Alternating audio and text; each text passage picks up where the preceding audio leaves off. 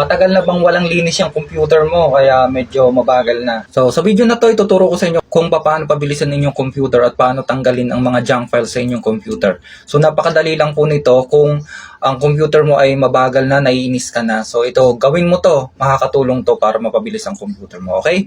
So punta.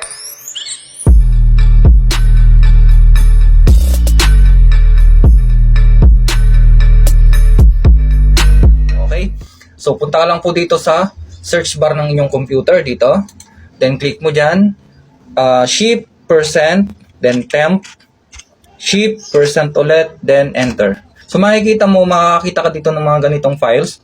Kung hindi ka palaging naglilinis ng computer mo or tinatanggal yung mga temporary files ng computer mo, ito yung makikita mo. So, napakarami dapat yan. So, sa akin nakikita nyo napakaunti lang kasi lagi ako nagtatanggal niyan. Siyempre, gusto natin mabilis yung computer natin. Okay?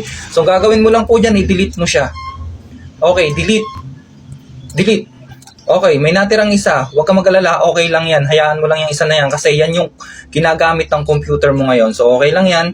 Hayaan mo lang siya. So, ang gawin nyo po, palagi po kayo maglinis ng ganito. So makakatulong po yan para mapabilis ang inyong computer. Kung gusto mo pa ng mga ganitong klaseng tip and tricks, punta ka sa ating bio or bisitahin mo yung ating YouTube channel, Nayhero TV. Okay, yun lang po. Thank you and God bless.